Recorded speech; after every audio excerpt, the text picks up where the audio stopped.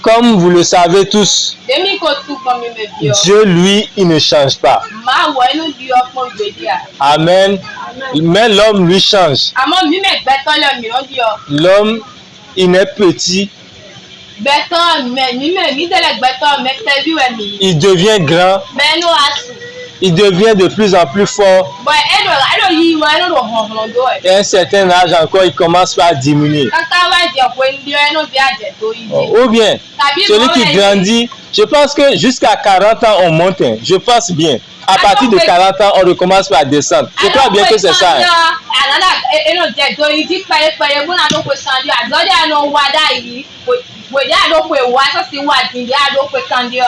Ou bien les gens ne sont pas d'accord avec moi. Ou bien c'est à partir de 30. Non, c'est pas. Attends, c'est à 40 ans. 40, 45, on recommence encore par descendre. Et on voit aujourd'hui des fois que il y a des moments où on a l'argent. Il y a des moments où on n'en a pas. Des fois, on est en bonne santé. Il arrive aussi des fois qu'on tombe malade. Hein? Bien, même en tant que serviteur de Dieu. Mais ce n'est pas le cas chez Dieu. Dieu ne change pas. Amen. C'est pour cela que nous proposons comme thème aujourd'hui l'immuabilité de Dieu. L'immuabilité, bon, c'est le fait que Dieu ne change pas. Amen. Donc dans notre développement, nous allons parler de la puissance de Dieu.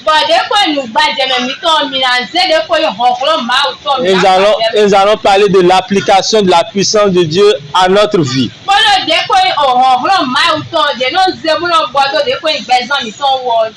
Amen. Donc avant de continuer, nous allons définir un peu le mot immuabilité.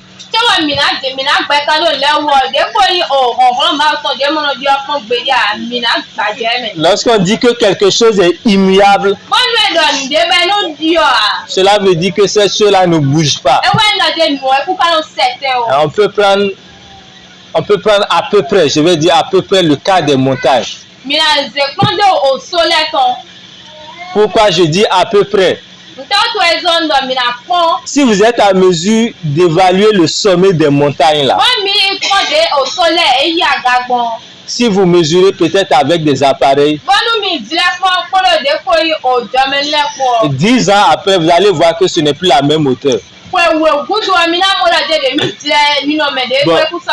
ceux qui ont fait un peu de géologie peuvent comprendre cela. Donc c'est pour cela qu'il dit à peu près le cas des montagnes. Donc les montagnes, c'est que Dieu, ce qui est immuable, c'est que rien ne peut faire bouger cela.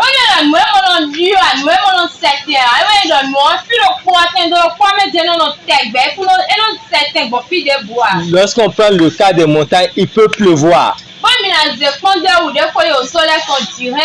Le vent peut souffler. Des fois même peut y avoir tremblement de terre. Et la montagne sera toujours là. Ça veut dire qu'il n'y a pas quelque chose qui peut faire bouger cette montagne-là. C'est la même chose aussi chez Dieu.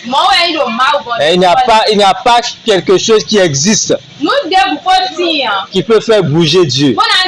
Ou bien qui peut changer la nature de Dieu. Cette chose-là n'a pas existé, n'existe pas et n'existera jamais. Amen. Donc c'est un peu ça qu'on appelle l'immuabilité.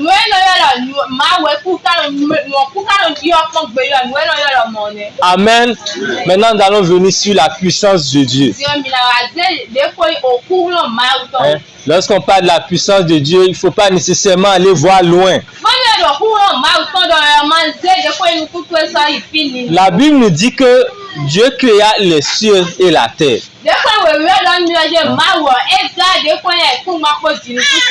Et toute leur armée. Amen. Il faut comprendre que pour mettre la terre en place, Dieu a utilisé une science. Dieu a utilisé une technologie que personne ne peut avoir et que personne n'aura jamais. Lorsqu'on voit la nature, on voit les choses que Dieu a faites, on voit que vraiment la connaissance de Dieu est grande.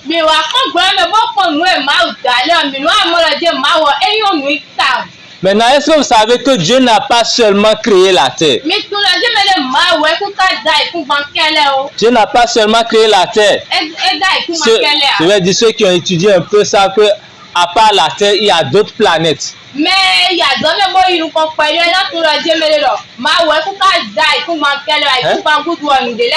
Tout ce qui existe dans l'univers là, c'est Dieu qui a créé cela.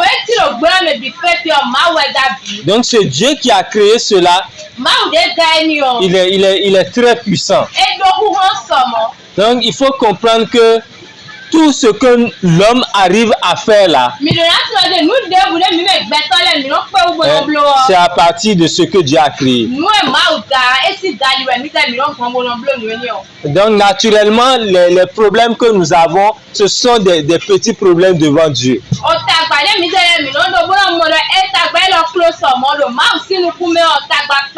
Même si tu jeûnes 10 jours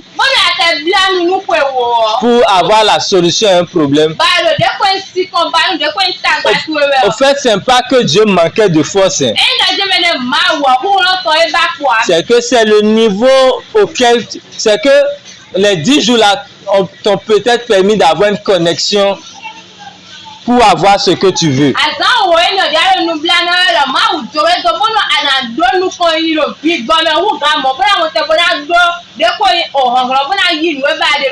Des fois, lorsqu'on prie et on a la solution, on pense que lorsqu'on a prié là, on a bougé Dieu, on a forcé la main à Dieu. Non, c'est pas ça.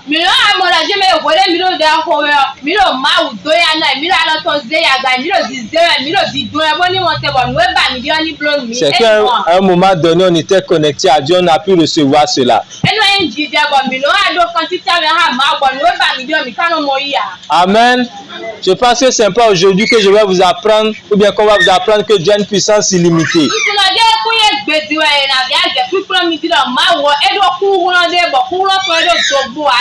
Et je crois aussi que c'est pas aujourd'hui qu'on va vous apprendre que Dieu ne se fatigue pas.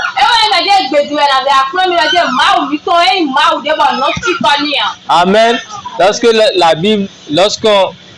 Lorsque la Bible parle du récit de la création et la Bible dit que Dieu s'est reposé le 3e jour, en fait c'est la traduction. Ils ont traduit ça comme ça, Dieu se reposa le 7e jour plutôt.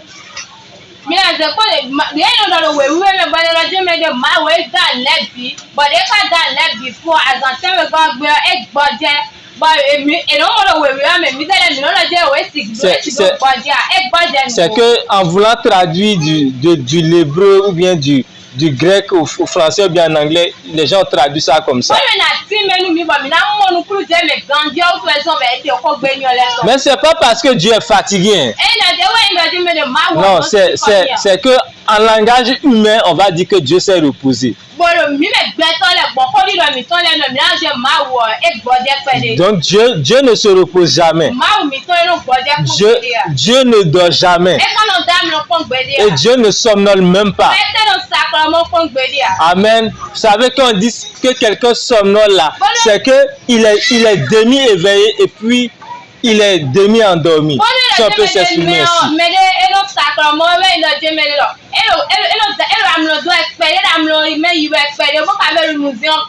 Dieu, lui, il ne somnole même pas. Vous savez qu'en tant qu'être humain, on peut être éveillé n'importe comment. On peut être prudent n'importe comment. Mais quand on le veut ou non, des fois, il y a des choses qui échappent à notre vigilance.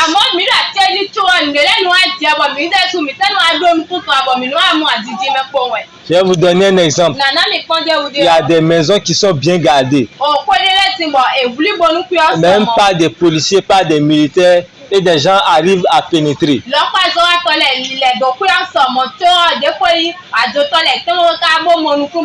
C'est parce qu'il y avait une faille dans leur système de sécurité.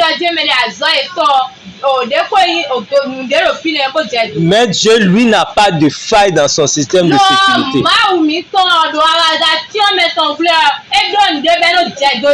Si des choses, des fois, nous arrivent, il ne faut pas croire que peut-être Dieu a été un peu absent. Non, c'est pas ça.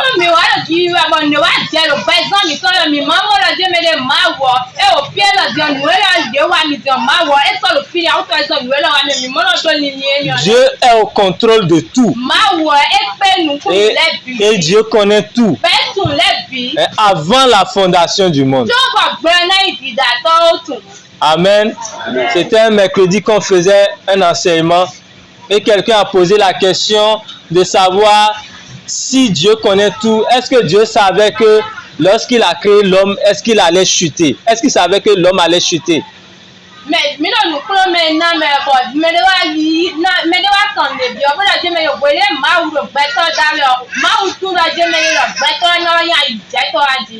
Dans l'omniscience de Dieu, Dieu savait cela. Et ce jour-là, j'ai même dit que on peut aussi se poser la question de savoir est-ce que Dieu savait que, quand il créait Lucifer là, est-ce que Lucifer allait se révolter?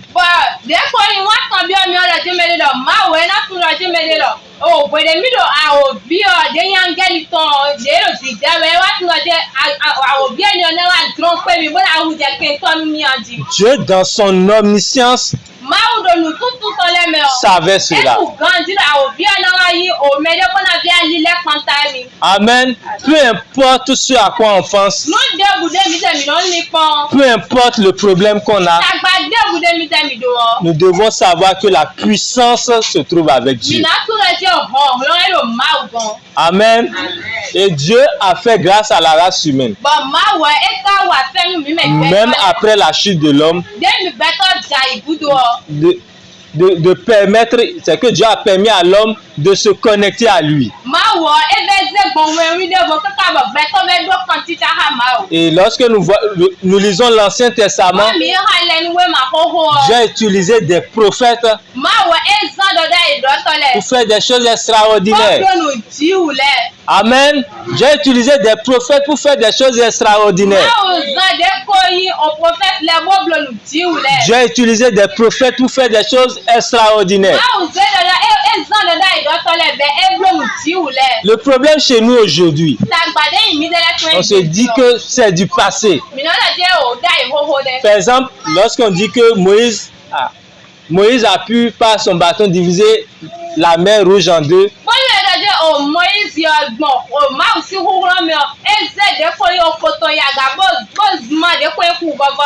on va se dire que ça ne peut pas se produire.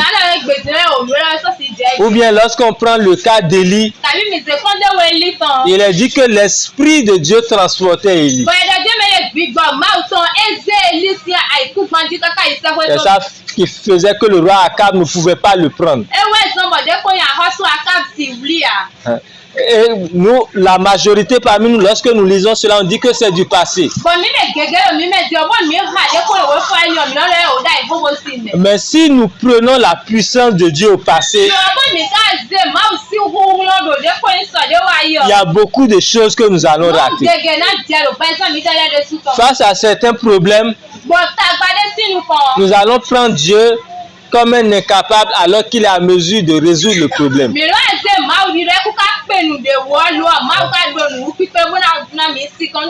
Nous devons faire comme Élisée.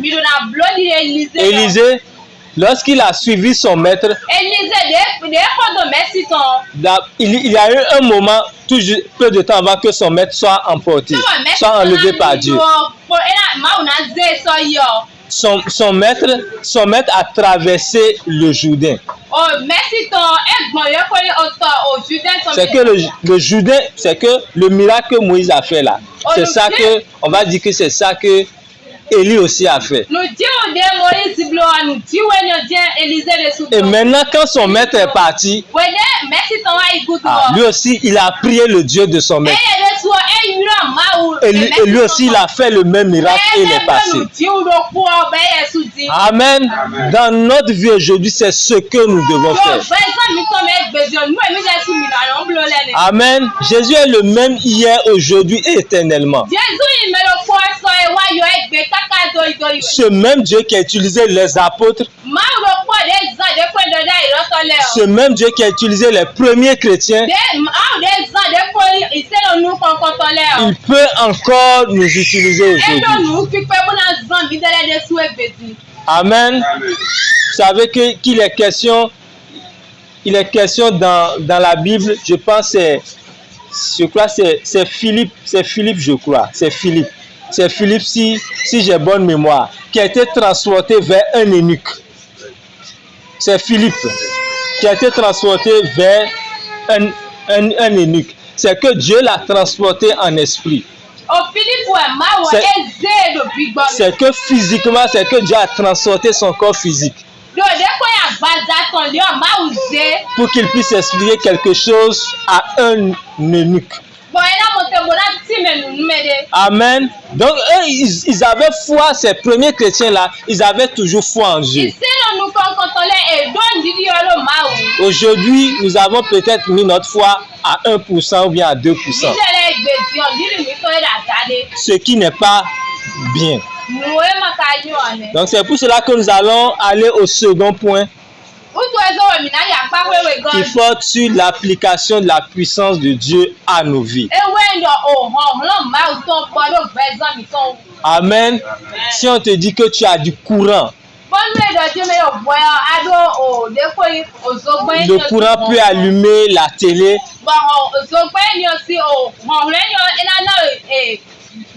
Le courant peut charger ton portable. Et tu ne fais rien avec. Ça sera là. Ou bien, nous allons lire maintenant encore dans la Bible. Nous allons lire dans Psaume 113 plutôt. Psaume 113 plutôt. Excusez-moi, Psaume 113, les versets 7 à 8. Psaume 113, les versets 7 à 8. Si quelqu'un a trouvé, il peut lire. Oui.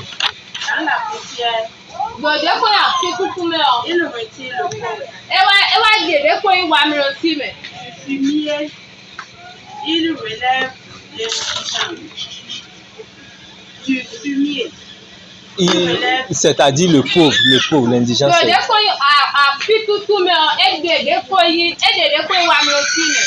Pour les faire asseoir avec les grands. Avec les grands de son peuple. Amen. Est-ce que quelqu'un a une autre version?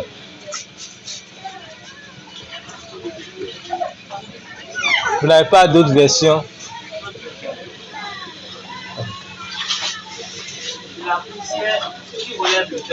Oui. De la poussière, il relève le fait.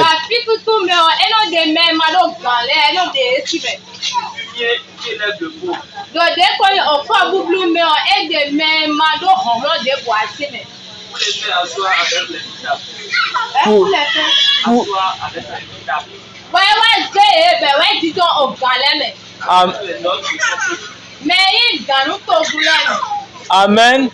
Donc, les versets là veulent dire quoi? Même si tu es en bas, même si tu es nul, le Seigneur peut te relever. Amen. Et beaucoup parmi nous croient que pour être président, il faut être dans un groupe obscur. Si je peux m'exprimer ainsi. Mais il y a des pays où de vrais chrétiens sont entrés dans la politique. Et ils ont fait du bon travail. Amen. Dieu est à mesure de nous élever. On rencontre aujourd'hui beaucoup de gens dire, même en tant que chrétiens, que si comme leurs parents ne sont pas riches, eux aussi, ils ne peuvent pas les faire. Ça là, c'est très faux. Vous savez que même, hein, il y a des fils de paysans qui sont même devenus des pilotes. Vous savez qu'en Europe, les gens travaillent beaucoup avec la génétique. Ou bien dans les pays occidentaux. Ceux qui sont militaires, la plupart du temps, leurs parents étaient militaires. Ceux qui sont pilotes, la plupart du temps, leurs parents étaient pilotes. Donc, ils sont étonnés de voir que des fils de paysans deviennent pilotes.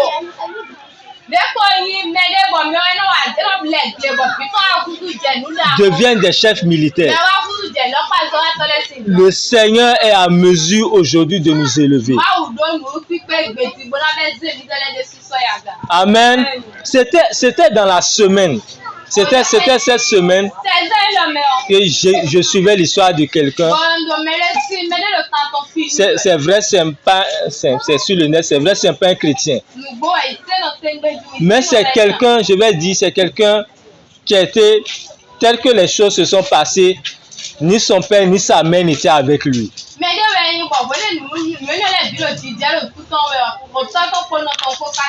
Mais il s'est battu. C'est que sa mère a été emprisonnée et après cela, son père l'a abandonné.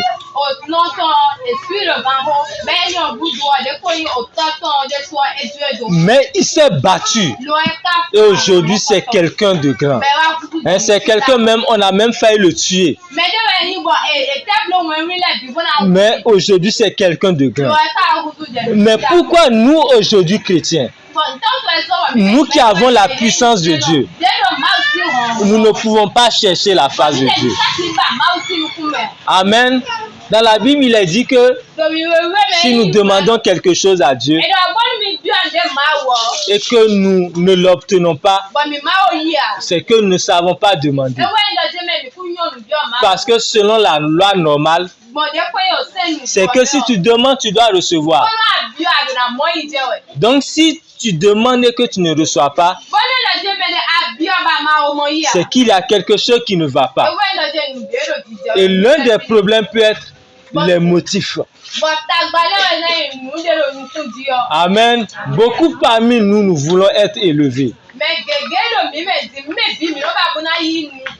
Beaucoup parmi nous, nous voulons acheter peut-être du matériel. Certains, c'est pour pouvoir marquer les gens. Là, c'est pas bien. Il faut tout chercher pour la gloire de Dieu. Amen.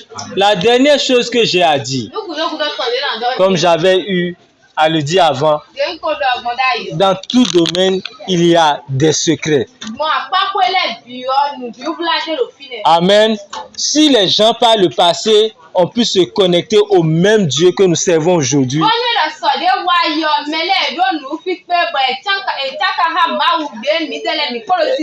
ils ont pu voir des manifestations spectaculaires.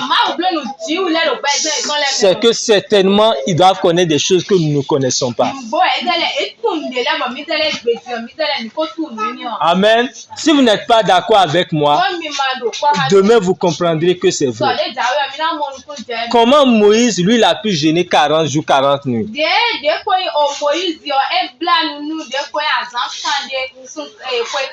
Si quelqu'un fait cela, il va mourir aujourd'hui. Si quelqu'un fait cela, il va mourir. Mais comment lui l'a fait? Il s'est connecté à Dieu. Il fait 40 jours, 40 nuits. Comment lui l'a fait? Il s'est connecté à Dieu. Et il a pu voir Pharaon. Il a pu affronter Pharaon. C'est un niveau de connexion extraordinaire. C'est comme aujourd'hui quelqu'un qui veut défier le président américain.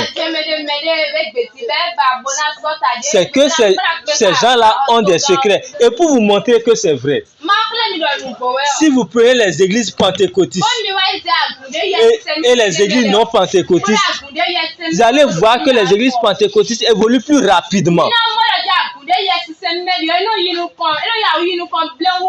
Tout simplement parce que les pentecôtistes ont un secret que les autres n'ont pas.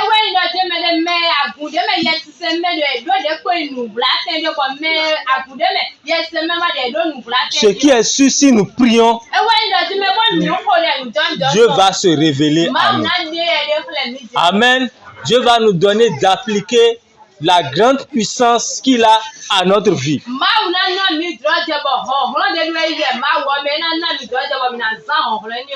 Et comme vous le savez, il faut prendre au sérieux la prière.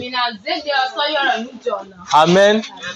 Il y a quelqu'un qui, j'étais en train de discuter avec des gens un jour. Et l'un d'eux a dit que la vraie prière ne dépasse pas 5 minutes.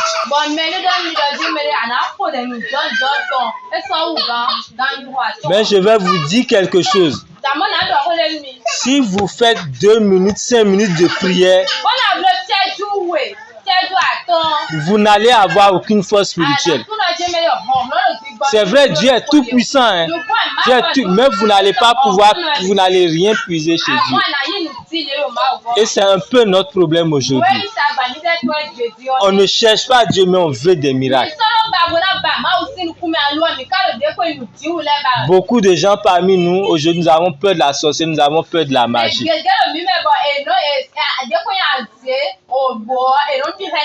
Face à des problèmes de la vie, nous avons peur. C'est parce que nous ne sommes pas connectés à Dieu pour prendre sa puissance et l'appliquer à notre vie. Amen. Donc, en résumé, nous avons parlé de l'immuabilité de Dieu. Et nous avons expliqué que Dieu a une grande puissance. Que Dieu a une puissance illimitée. Que nous pouvons appliquer à notre vie. Amen. Nous allons maintenant nous lever, passer un peu de temps dans la prière.